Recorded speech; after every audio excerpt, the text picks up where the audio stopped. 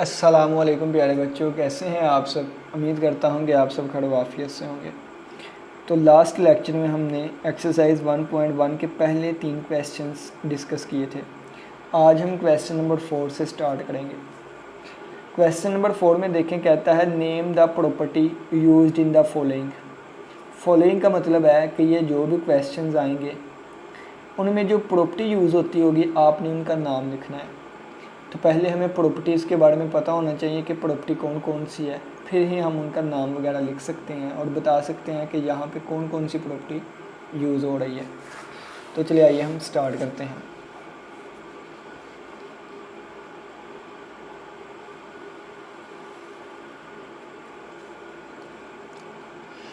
बच्चों सबसे पहले देखें कि पॉजिटिव नंबर ले लें, चाहे नेगेटिव नंबर ले लें, चाहे पॉइंट वाले डेसिमल नंबर्स ले लें, चाहे बटे वाले ले लें पी ओवर क्यू की फॉर्म में, चाहे तो ऐसे ले लें कि जो ना तो पी बटा क्यू की फॉर्म में लिखे हों, यानी कि वो स्क्वायर रूट वाले लिख ले लें। कोई भी आप नंबर ले लेना ये वाले, तो ये रियल नंबर्स कहलाते हैं। बच्चों कौन से होते हैं? रियल नंबर होते हैं। कौन से रियल नंबर्स होते हैं? ठीक है, कोई भी दो रियल नंबर्स लेना, अगर आप कोई भी दो रियल नंबर ले लें, जैसे मैंने एक 7 ले लिया और एक मैं ले लेता हूँ, एक अपनी मर्ज़ी से मैं ले लेता हूँ 2.3 ले लेता हूँ। जब इनमें से कोई भी दो नंबर्स आप ले लें, जब इनको ऐड करेंगे ना, जब इनको ऐड करेंगे तो दोबारा आंसर एक रियल नंबर ही आएगा। तो ये क्या बन जाएगा? ये 9.3 बन जाएगा और ये भी एक रियल नंबर है। यानी कि आप कह लें कि हमने दो रियल नंबर्स ए और बी को ऐड किया। ठीक है, यहाँ पे आपने लिख देना है ए और बी क्या है? ए और बी एलिमेंट हैं, ए और बी एलिमेंट है रियल नंबर के। ठीक है, यानी कि ये रियल नंबर है आप कह लें। तो ए और बी को जब ऐड करेंगे तो ये भी एक रियल नंबर होगा। और इसी तरह ए और बी को मल्टीप्लाई करेंगे ना, तो मल्टीप्लाई दरमियान में ना भी डालें तो इसका मतलब मल्टीप्लाई ही होता है। ए और बी को जब मल्टीप्लाई करेंगे तो ये भी एक रियल नंबर ही होगा। ठीक है, दो रियल नंबर को आप ऐड कर दें या मल्टीप्लाई कर दें तो आंसर भी एक रियल नंबर ही आता है। बच्चों इसको क्लियर प्रॉपर्टी का नाम देते हैं। किसकी? क्लियर प्रॉपर्टी का नाम देते हैं। ये पहली प्रॉपर्टी थी, ये एडिशन के हिसाब से, ये मल्टीप्लिकेशन के हिसाब से। बच्चे दूसरी प्रॉपर्टी जो पढ़ लेते हैं ना, उसमें 3 रियल नंबर्स यूज़ होंगे, उसमें सी भी आएगा। यहाँ पे हम लिख देते हैं सी भी एक रियल नंबर होगा। ठीक है, ये दूसरी प्रॉपर्टी में ना 3 रियल नंबर्स आएंगे। देखें आप बच्चों, देखें 2 जमा 3 जमा 4 करके देख लें आंसर क्या आता है। तो ये आ जाएगा 2 प्लस, पहले ये वाले ऐड होंगे ना, 4 और 3 7, और ये आ गया आंसर 9। अगर आप ये ब्रैकेट यहाँ नहीं बल्कि इन पे लगा के देखते हैं, यानी कि 2 + 3 पे ब्रैकेट लगा दिए और 4 वैसे, तो ये 2 और 3 5 जमा 4, तो इसका आंसर भी 9 आया। ठीक है, तो कहने का मतलब ये है कि ब्रैकेट आप इन पे लगा दें या ब्रैकेट आप पहले वालों पे लगा दें, आंसर सेम ही आता है। यानी कि a + b + c = a + b + c। आप ब्रैकेट बाद वालों पे लगा दें या पहले वालों पे लगा दें, आंसर सेम ही आएगा। इसी तरह अगर 3 नंबर्स आपस में मल्टीप्लाई हो रहे हैं, ठीक है, यानी कि a b c आप कह लें, तो ब्रैकेट आप पहले वालों पे लगा दें या बाद वालों पे लगा दें, आंसर सेम ही आएगा। बच्चों इनको हम कहते हैं एसोसिएटिव लॉ। इसको क्या कहते हैं? Associative property. एसोसिएटिव लॉ कह लें या एसोसिएटिव प्रॉपर्टी कह लें। ठीक है, ब्रैकेट पहले वाले पे लगा लें या बाद वाले पे लगा लें, आंसर आएगा सेम ही। इसी तरह मल्टीप्लाई में पहले वाले पे लगा लें या बाद वाले पे लगा लें, आंसर सेम ही आएगा। इसको इधर लिख सकते हैं, इसको इधर, जैसे मर्जी लिखें, क्योंकि दोनों चीज़ आपस में बराबर है। बच्चों तीसरी प्रॉपर्टी देखें क्या है। तीसरी प्रॉपर्टी बच्चों हमारे पास क्या आएगी? देखें, आपने 5 में एक ऐसा नंबर ऐड करना है कि दोबारा आंसर 5 ही आए, तो बच्चों वो 0 वाला नंबर होता है। ठीक है, तो ये आप लिख दें कि ए में हमने 0 ऐड किया है तो वो दोबारा आंसर ए ही आ गया है। तो ये 0 राइट से, यानी कि सज्जे पासे हो, राइट से ऐड किया है ना, आप इसको लेफ़्ट से भी ऐड कर सकते थे। ठीक है, तो ए हमारे पास, ये 0 जो आ गया है ना, 0 हमारे पास क्या होती है? Additive identity. ठीक है। ज़ीरो को फिर क्या कहेंगे, आइडेंटिटी कहेंगे। ज़ीरो क्या बन गया, आइडेंटिटी बन गया। इसी तरह अब ये तो ज़ीरो में, ये तो हमने एडिशन में बात की ना कि 5 पैसे का वैसे 5 ही आ गया। अब अगर मैं कहूँ कि 5 को किस से मल्टीप्लाई करूँ कि 5 वैसे ही आ जाए, तो बच्चों वो 1 होगा। तो ए को जब हम 1 से मल्टीप्लाई करेंगे तो दोबारा आंसर ए ही आ जाएगा। या आप ये कह लें कि 1 मल्टीप्लाई बाय ए करेंगे तो दोबारा आंसर ए ही आ जाएगा। ये भी आइडेंटिटी बन गई, क्या 1, लेकिन एडिशन के हिसाब से आइडेंटिटी 0 है, मल्टीप्लिकेशन के हिसाब से आइडेंटिटी 1 होगी। ठीक है, क्योंकि 0 ऐड करता हूँ तो ए वैसे का वैसे आ गया, तो एडिशन में आइडेंटिटी 0 है, इसको एडिटिव आइडेंटिटी कहेंगे। यहाँ पर मैं लिख देता हूँ एडिटिव आइडेंटिटी। और मल्टीप्लिकेशन में 1 से मल्टीप्लिकेशन की थी तो ए वैसे ही आ गया, तो इसको हम कहेंगे मल्टीप्लिकेटिव आइडेंटिटी, मल्टीप्लिकेटिव आइडेंटिटी। बच्चों नेक्स्ट क्या आ गया, ये 4 वाली प्रॉपर्टी। 4 वाली प्रॉपर्टी हमें क्या कहेगी कि आइडेंटिटी लेके आओ। क्या लेके आओ, आइडेंटिटी लेके आओ। 7 में मैं कौन सा नंबर ऐड करूं कि आइडेंटिटी आ जाए। आइडेंटिटी क्या था, 0, तो वो -7 होगा। क्या, -7 होगा। तो 7 का इन्वर्स -7 हुआ, फिर क्या नाम देंगे, इन्वर्स। तो ए में ऐसा कौन सा नंबर ऐड करूं कि आंसर 0 आ जाए, यानी कि एडिटिव आइडेंटिटी आ जाए, तो वो नंबर -a हो जाएगा। तो a का इन्वर्स -a हो गया। इसी तरह 7 को किस से मल्टीप्लाई करूं कि आंसर 1 आ जाए, क्योंकि मल्टीप्लिकेटिव आइडेंटिटी 1 थी ना, तो वो नंबर बच्चों 1/7 होगा, क्योंकि 7 7 से कट जाएगा, आंसर 1 आ जाएगा। तो a को मैं जब मल्टीप्लाई करूँगा ना 1/a से, फिर आंसर 1 आएगा। तो इसका मतलब है a का इन्वर्स जो है वो 1/a है। ये एडिटिव इन्वर्स है, ये मल्टीप्लिकेटिव इन्वर्स है। ठीक है, आप इसको ऐसे भी लिख सकते हैं -a और +a। आप इसको ऐसे भी लिख सकते हैं 1/a मल्टीप्लाई बाई a। ठीक है, जैसे भी आप अपनी बुक पे भी देख लीजिएगा जैसे लिखा हुआ। ये क्या है, ये एडिटिव इन्वर्स है और ये मल्टीप्लिकेटिव इन्वर्स है। बच्चों 5वीं प्रॉपर्टी देखें क्या है, ये इन्वर्स वाली प्रॉपर्टी है। ठीक है, इन्वर्स। बच्चों 5वीं प्रॉपर्टी कहती है कि कान इधर से पकड़ लें या कान उधर से पकड़ लें, बात एक ही है। ठीक है, यानी कि देखें कि 2 + 3 कर लें फिर भी आंसर 5 आएगा, 3 + 2 कर लें फिर भी आंसर 5 आएगा, यानी कि a + b कर लें, जो आंसर आएगा वो b + a वाले के इक्वल होगा। इसी तरह a को b से मल्टीप्लाई कर दें या b को a से मल्टीप्लाई कर दें, आंसर सेम ही आएगा। और बच्चों इस प्रॉपर्टी को नाम देते हैं कम्यूटेटिव प्रॉपर्टी का।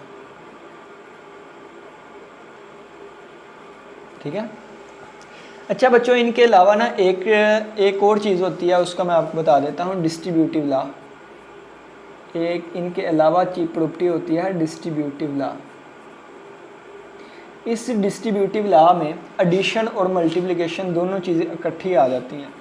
ये क्या थी, एडिशन की अलग-अलग थी, देखें ना, addition addition addition addition addition, सारा का सारा मल्टीप्लाई आ रहा है, सारा का सारा मल्टीप्लाई, सारा का सारा मल्टीप्लाई, सारा का सारा मल्टीप्लाई, सारा का सारा मल्टीप्लाई, यानी कि इनमें पहले जो चीज़ थी वो सारी एडिशन की थी, सेकंड वाली सारी मल्टीप्लाई में थी। अब डिस्ट्रीब्यूटिव लॉ में क्या होगा कि डिस्ट्रीब्यूटिव लॉ कह लें या प्रॉपर्टी कह लें,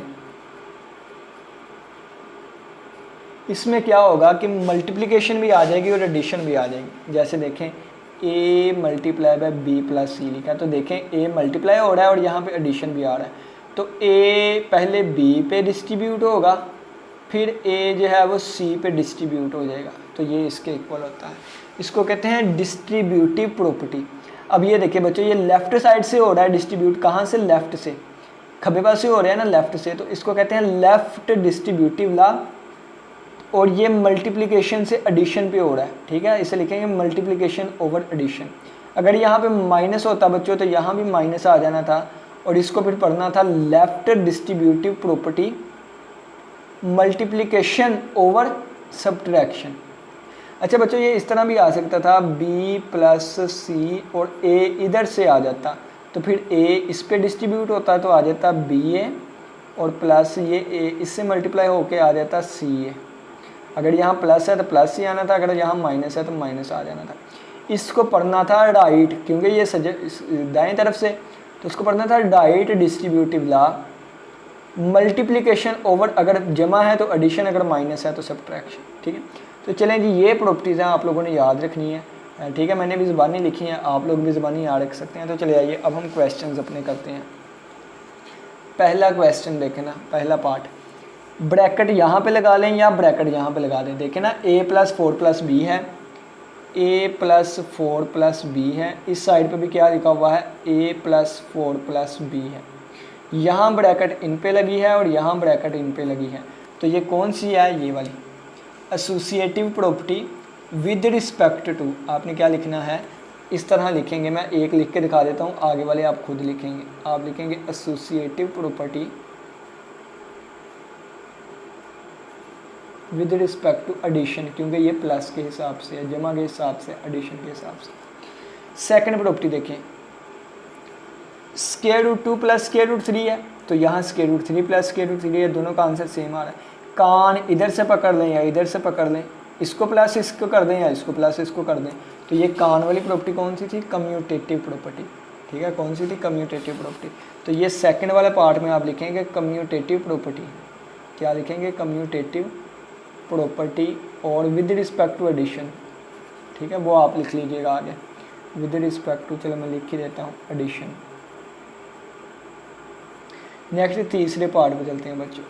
थर्ड पार्ट क्या है, x - x = 0। आंसर क्या आ रहा है, 0 आ रहा है। 0 क्या था, आपको बताया था आइडेंटिटी थी, मल्टीप्लिकेटिव आइडेंटिटी। लेकिन 0 जब आ रहा हो तो इसका मतलब क्या है कि वो इनवर्स वाली प्रॉपर्टी होगी। कौन सी, एडिटिव इनवर्स। ठीक है, तो ये देखें, ये क्या बन गया, एडिटिव इनवर्स। यहाँ पे क्या था, 0 को ऐड किया गया था, तो एडिटिव आइडेंटिटी। यहाँ पे 0 बनाया गया है, कब बना है, जब a में उसका इन्वर्स ऐड किया था, तो ये इन्वर्स है। x में उसका इन्वर्स -x ऐड होगा तो बनेगा 0, यानी कि इसको लिख सकते हैं x + -x। x में जब उसका इन्वर्स ऐड हुआ तो 0 आ गया, तो ये क्या चीज़ बन गई, इन्वर्स वाली, इन्वर्स। और कौन सा इन्वर्स है, एडिटिव इन्वर्स। ठीक है, चलें जी नेक्स्ट अगर देखें, अब नेक्स्ट क्वेश्चन पे चलते हैं। Next part number 4, part number 4 ये देखें, तो a पहले इससे मल्टीप्लाई होगा, फिर ये इससे मल्टीप्लाई होगा, तो ये क्या आ जाएगा, लेफ्ट डिस्ट्रीब्यूटिव लॉ या left distributive property, left distributive property multiplication over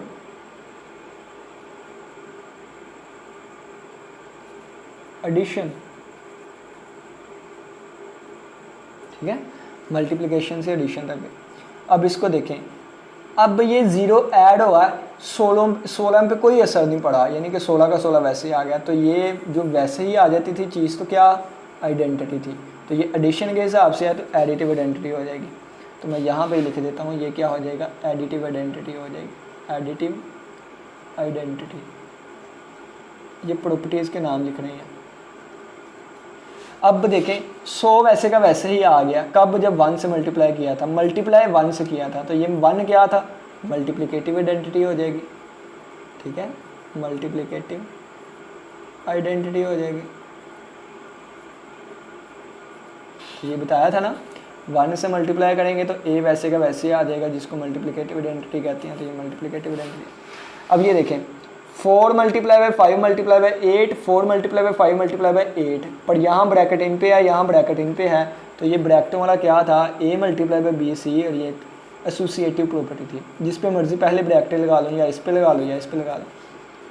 तो ये क्या बन जाएगा, ये बन जाएगा associative property with respect to multiplication. End वाला देखें, VII 8वां, AB बराबर है BA के, तो कान इधर से पकड़ लें या इधर से पकड़ लें, तो ये आपको बताया था ना, AB बराबर BA के, कौन सा, कम्यूटेटिव प्रॉपर्टी और मल्टीप्लिकेशन के हिसाब से होगी। तो आप यहाँ पे लिख दें, ये क्या हो जाएगा, कम्यूटेटिव प्रॉपर्टी हो जाएगी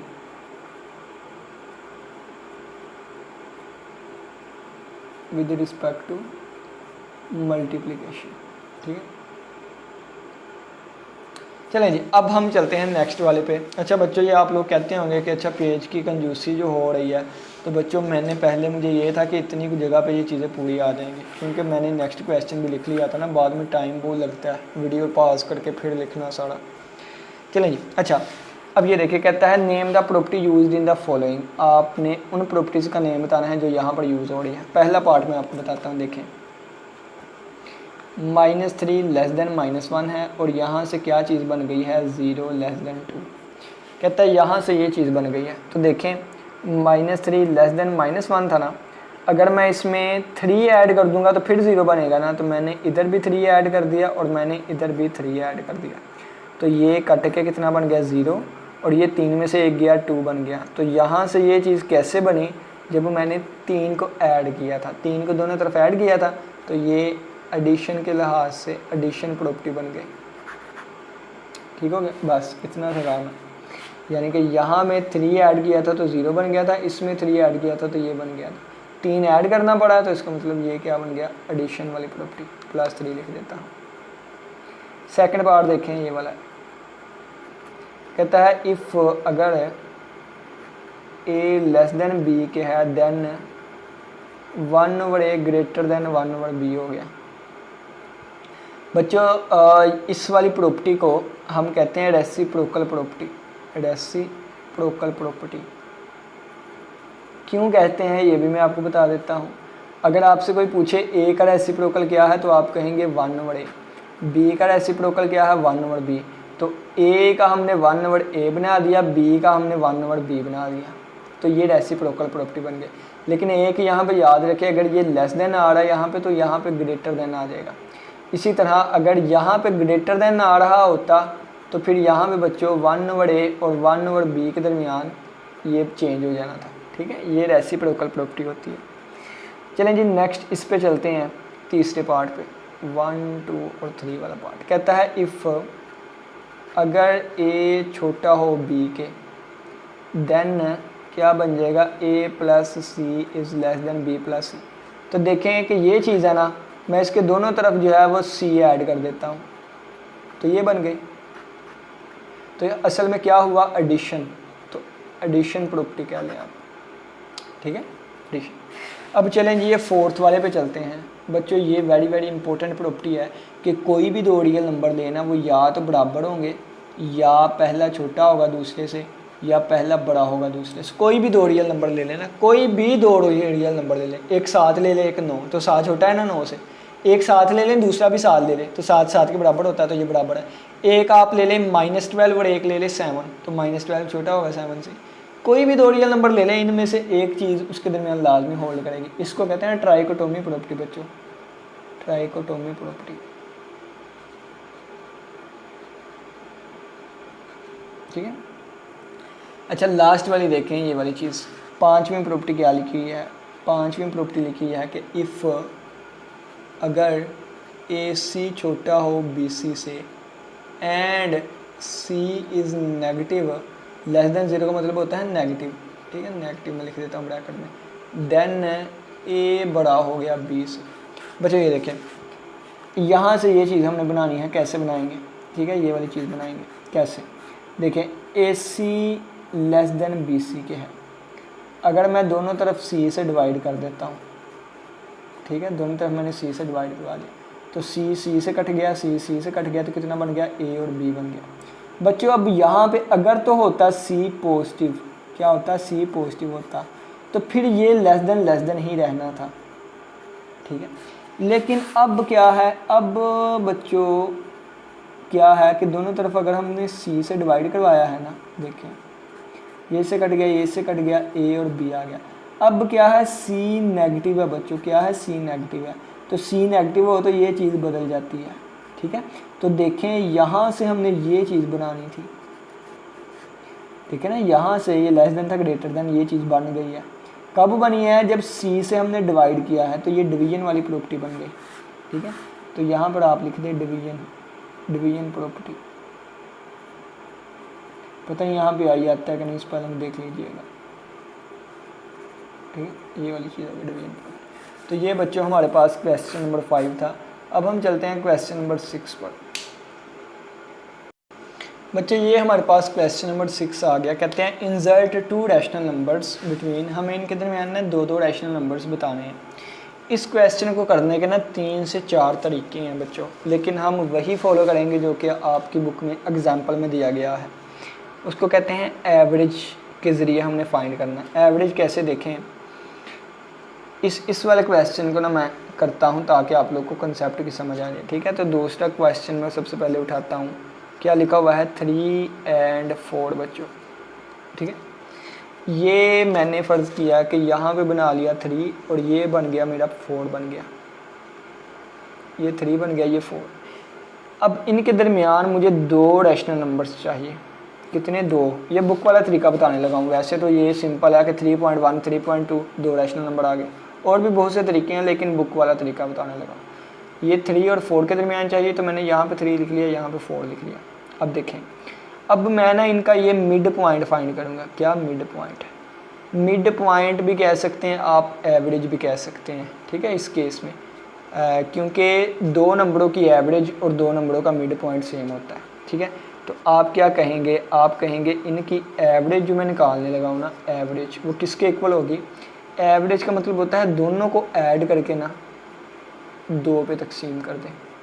बच्चों आप इस तरह भी लिख सकते हैं, आप चाहें तो इस तरह भी लिख सकते हैं, यानी कि 3 + 4 करके ना ये 2 जो है वो साइड पे लिख दिया 1/2। ये तरीका अपनाएंगे हम, क्योंकि आगे बटे वाले नंबर्स यूज़ होंगे, तो ये वाली चीज़। ठीक है, तो ये कितना बन जाएगा? 3 और 4 7, 7 एक बार 7, 7/2 बन जाएगा बच्चों। ठीक है, या यहाँ से देख लें 3 और 4 7/2 बन गया। तो ये हमारे पास नंबर कितना आ गया? 7/2 आ गया। तो इन दोनों के दरमियान हमारे पास एक नंबर आ गया 7/2। अब बच्चों अगर हम इनका मिड पॉइंट फाइंड कर लें तो वो यहाँ पर आ जाएगा। तो अगर इन दोनों का मैं मिड पॉइंट का फाइंड कर लूँ तो देखें, अगर इनका मिड पॉइंट फाइंड करूँ अगर मैं, तो एवरेज मैंने फाइंड करनी है, एवरेज ऑफ 3 और 7/2। इन दोनों की एवरेज फाइंड करने लगा हूँ, यानी कि इन दोनों का मिड पॉइंट फाइंड करने लगा। तो वो क्या आ जाएगा? 1/2 साइड पे लिख लें आप। ठीक है, एवरेज के लिए अब 3 और इसको जमा कर दूंगा, 3 + 7/2 कर दूंगा। ये फार्मूले का आप समझ ले 1/2। ठीक है, एवरेज का फार्मूला होता है 1/2 और इन दोनों को ऐड कर दें। तो पहले देखिए 1/2 आ गया। इसमें ना ये देखें, इसके बटे में तो 2 है, इसके बटे में 2 नहीं है, तो 2 से मल्टीप्लाई डिवाइड करवा दूंगा। तो ये जो मैं 2 से मल्टीप्लाई करवाया तो वो 6 बन गया, और बटे में भी 2 लगा दिया मैंने। ठीक है, ये वाली चीज़। अब ये देखें, ये हमारे पास आ जाएगा क्या? 1/2 बाहर ही, यहाँ पे 2 एलसीएम लिया तो आ गया 6 + 7, तो 1/2। ये 6 और 7 कितना होता है बच्चों? 13, और बटे में आ गया 2। 13 एक बार 13 और 2 2 बार 4, तो ये बन गया 13/4। तो बच्चों ये वाला नंबर आ गया जो है वो कितना आ गया? 13/4। तो ये देखिए 3 और 4 के दरमियान हमें 2 नंबर्स मिल गए हैं, 13/4 और 7/2, और ये रैशनल नंबर्स हैं। बस जवाब आ गया, 2 ही नंबर्स। आप चाहते तो इन दोनों का मिड पॉइंट भी फाइंड कर सकते थे, ये वाला, फिर वो तीसरा नंबर आ जाना था। ठीक है, अपनी मर्ज़ी, 7/2 और इसको कह देते या 7/2 या इसको कह दें, अपनी मर्ज़ी। अच्छा, दोनों नंबर फाइंड कर लिए। ठीक है, तो आप लिखेंगे 7/2 एंड, नज़र नहीं आ रहा आप लोग को, 7/2 and 13/4 are 2 rational numbers between 3 और 4। ठीक, चलें जी, अब नेक्स्ट क्वेश्चन पे चलते हैं।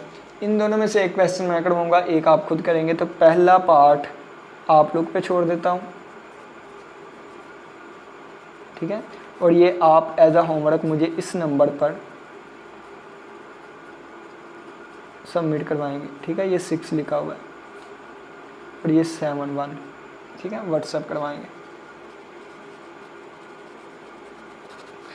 और चलें जी, ये मैं थर्ड पार्ट करवाता हूँ। आप थर्ड पार्ट, ये क्या है? 3/5 है एंड 4/5 है। दोबारा इस तरह अगर आपने बनाना है तो बना लें कि ये 3.5 होगा और ये कितना होगा? 4.5 होगा। इनका ये हमने मिड पॉइंट फाइंड करना है। तो मिड पॉइंट फाइंड करने का मतलब क्या है कि आप लिखेंगे एवरेज, सिंपल लिख दें एवरेज। तो ये क्या बन जाएगा? 1/2 एवरेज का फार्मूला, और ये आ जाएगा 3/5 जमा 4/5। तो ये कितना हो गया बच्चों, ये हमारे पास आ जाएगा 1/2 साइड पे, और ये 5 एलसीएम आ गया, ये आ जाएगा 3 + 4, तो ये बन जाएगा ऊपर 3 × 4 7/5, तो 7 एक बार 7 और 5 2 बार 10, 7/10 बन गया। बच्चों अब ये मिड पॉइंट फाइंड कर लेंगे, ये इस दफ़ा ये वाला कर लेते हैं। तो अब आप लिखेंगे एवरेज किसकी एवरेज ऑफ 7/10 एंड 4/5, 7/10 एंड 4/5। तो ये कैसे निकालेंगे हम देखें, 1/2 फार्मूले वाला और इन दोनों को ऐड कर दें, 7/10 और 4/5, ठीक है। अब बच्चों आपने क्या करना है, अब दोनों के बटे अलग अलग है, तो आपने करना है 5 और 10 को अंदर रख लें, 5 पे जाएगा, पहले 2 पे जाएगा, ठीक है। तो 5 वैसे ही 2 5 बार 10, अब 5 पे जाएगा, 5 एक बार 5, 5 एक बार 5, तो ये दो चीज़ें आई हैं। 2 × 5 तो कितना होता है बच्चों 10, तो 10 एलसीएम आ जाएगा।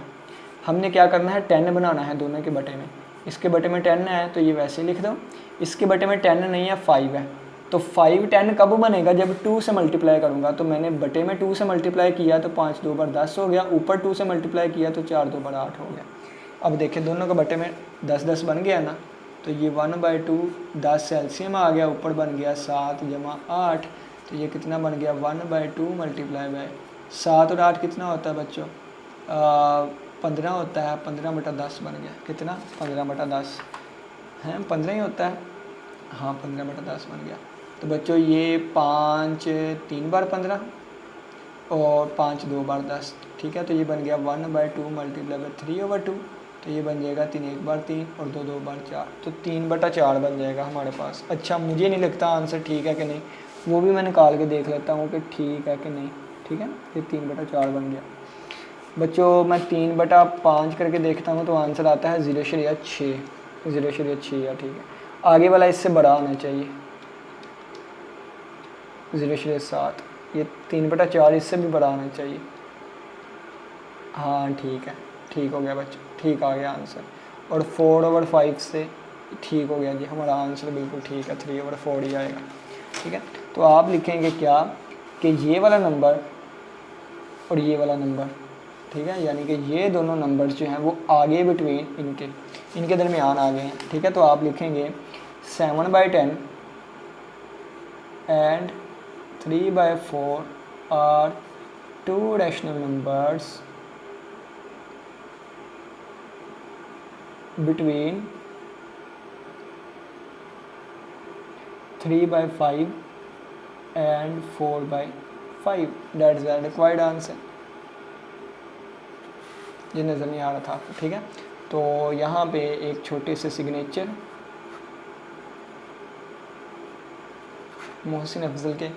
मोहसिन के आगे, और यहाँ पे मैं नंबर लिख देता हूँ 033363755571, और इस पे आप अपना होमवर्क सबमिट करवा सकते हैं।